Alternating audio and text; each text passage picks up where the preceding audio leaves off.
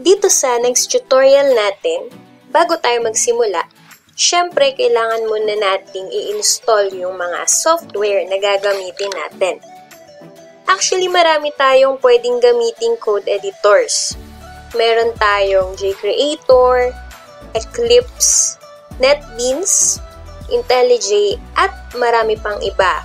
Pero ako, ang gagamitin ko ay IntelliJ. Kung gusto nyo ring itry si IntelliJ, ituturo ko na rito kung paano siya i-download at i-install. Una, ang i-download at i-install muna natin ay yung JDK. JDK stands for Java Development Kit. It is a basic software development requirement for, of course, building Java applications. Meron na siyang compiler, mga codes na magagamit natin, it has a Java runtime requirement, at marami pang iba. So, search natin siya sa ating browser. I-type lang natin JDK download. Click natin tong Java SE or Java Standard Edition dito sa page ng Oracle. Then, click natin tong JDK download. Makikita natin dito yung JDK para sa iba't ibang platforms for Linux, for Mac, and Windows. Next, sa akin ay Windows 64 kaya ito yung i-download ko. Kung sa inyo ay Mac OS, i-download ninyo yung installer for Mac OS. Ayan. I-check lang natin tong checkbox. Then, click download. Ayan. Nagda-download na siya. Wait lang natin. Shortcutin na natin. Tapos na siyang mag-download.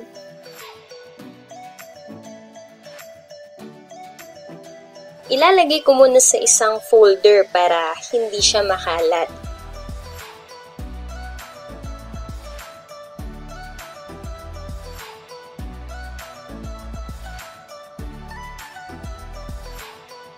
Then install.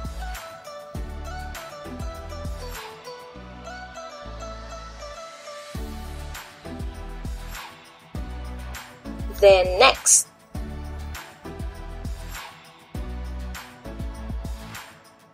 Ayan.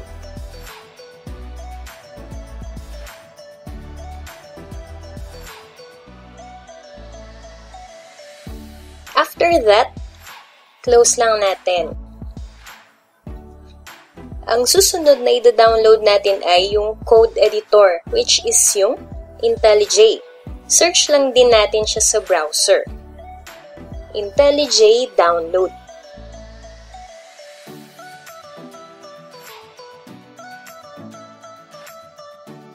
Eto. Download IntelliJ IDEA. Click lang natin to.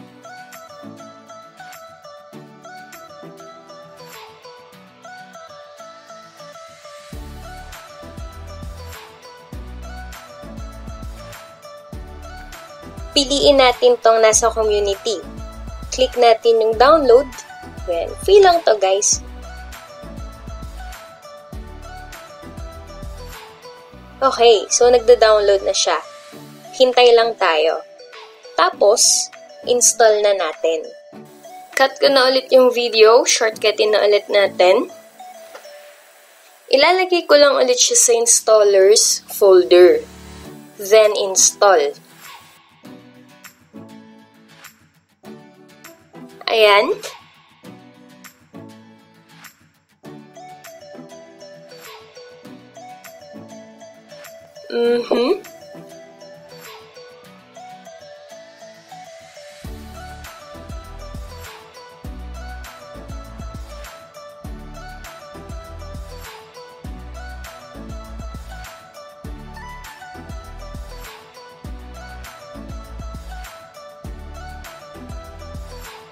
After natin ma-install lahat ng mga kailangan natin, start na tayo sa pagko-code. Open natin si IntelliJ. Click natin tong Create New Project. Then, select Java. Make sure na hindi ito kulay black ha, dahil nag-install naman tayo ng JDK. Ang nakaselect dito sa Project SDK natin ay yung dinownload natin kanina. Version 14. Click lang natin yung Next. Then, check natin tong Create Project from Template. Gagawa tayo ng command line application. Ang isang command line application ay walang GUI or Graphical User Interface. Application lang siya na pwede nating i-run sa command line, obviously. Hindi man siya nakakaaliw tingnan or nakakatuwang gawin gaya ng meron na GUI, gaya ng mobile apps and desktop apps. Pero bilang beginners, lahat naman tayo ay dumaraan mo na dito sa basics. And once na na-master nyo na to, mas madali na para sa inyo na gumawa ng apps na mayroong GUI. Next, papangalanan na natin yung project. For example, Hello World. The next is yung location ng project natin. Sa ibaba ay itong base package. Ito. Diba sa unang tutorial natin, tinalakay natin dun yung classes and methods. So ano nga ulit yung classes? Container siya ng mga related functions natin. Ginagamit natin siya to organize our code. So, ganun lang din si package. Ginagamit natin siya to group-related classes. Para habang lumalaki yung ginagawa nating application at umabot tayo sa hundreds or even thousands of classes, naka-organize siya into packages. For now, pwede naman na kahit pangalan nyo lang or nickname nyo yung pangalan or kung anong gusto nyo. This time, lahat ng classes na gagawin natin ay kabilang na dito sa ating package. So, pangalanan na natin. Gaya ng sinabi ko kanina, pwede naman na kahit pangalan nyo lang or nickname. Sa akin ay Donits. com.donits. Okay, tuloy tayo. Ayan, kung first time ninyo kay IntelliJ, sa una lang naman siya nakakalito. Lahat naman nakakapanibago kapag first time, di ba? Pero soon, magagamay nyo rin yan. Nasasabi nyo madali lang pala siyang gamitin. Okay, dito sa kaliwa, ito yung ating project panel.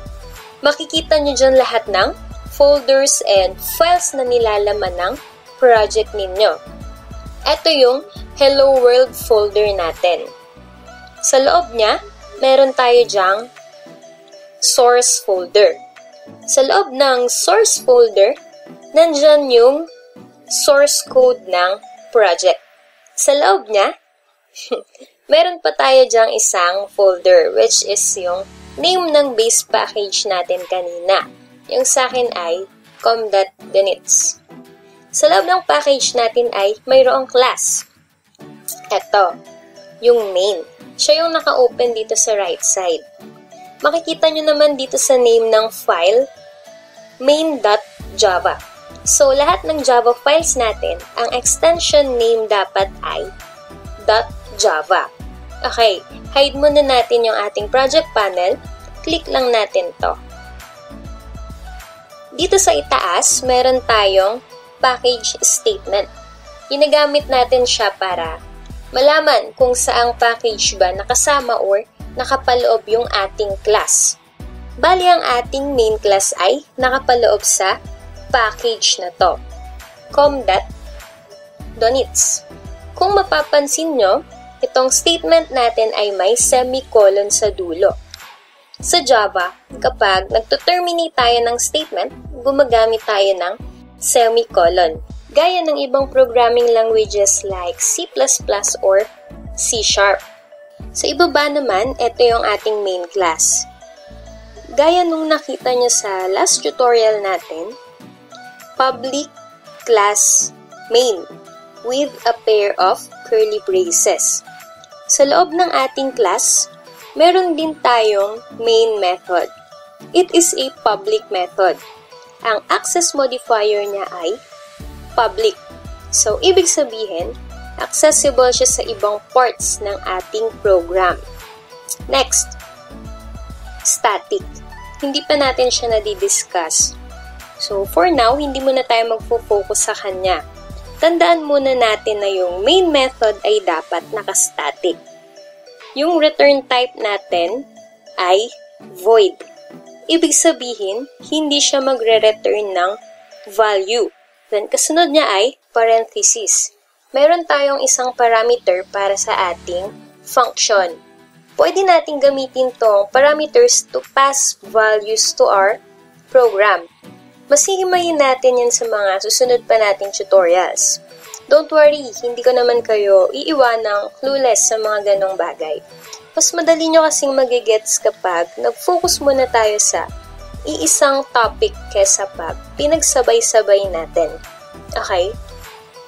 Next is yung left brace. Sa ibaba, dito tayo magko-code para sa method na to. Dito sa line natin, meron tayong 2 slashes sa unahan. Ibig sabihin, ito ay isang comment. Gumagamit tayo ng comment every time na maglalagay tayo ng explanation sa ating code. Para if ever man na magpapasa kayo ng file sa iba, i-comment nyo lang dun yung inyong explanation. Don't worry din guys kasi kapag niran nyo naman yung program, hindi naman siya na-execute. So, burahin muna natin tong comment. Magko-code tayo to display something on the terminal. First, gagamit tayo ng system class in Java. Pag pinindot natin tong letter S sa keyboard, may lalabas na agad dyan na tooltip. Makikita nyo din dito sa icon sa gilid. Letter C. Ibig sabihin, siya ay isang class.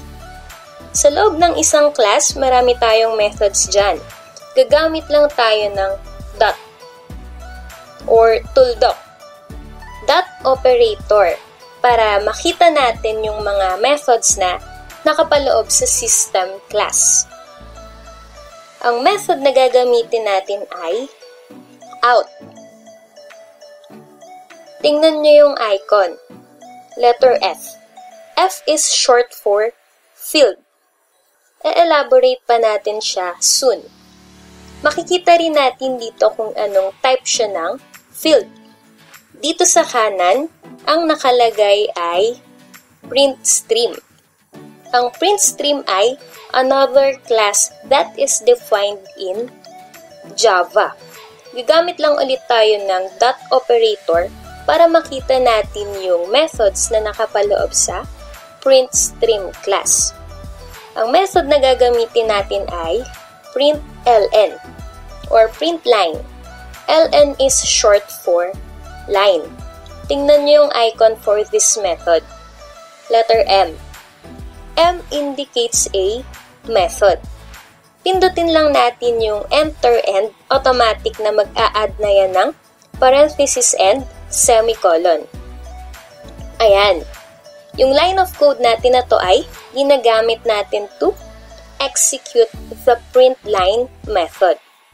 Di ba sabi ko sa inyo sa last tutorial natin na itong parenthesis ay ginagamit natin to pass values to our methods. Ang gagawin natin ay magpiprint or magdi-display tayo ng hello world dito sa terminal. Maglalagay lang tayo ng double quotes. Sa loob naman ng double quotes, ita-type natin tong hello world. Bali, itong hello world ay isang textual data. In Java, whenever we deal with textual data, lagi siyang nakapaloob sa double quotes. Ngayon ay matatawag na natin siyang string.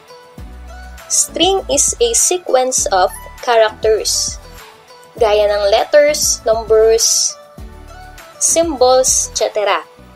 Alright. Tapos na tayo sa ating first program. execute na natin siya. Click lang natin tong icon sa ating toolbar and makikita na natin yung result ng kinode natin dito sa terminal. Ayan. Ayan na yung ating Hello World message. So, yan yung ating first Java program.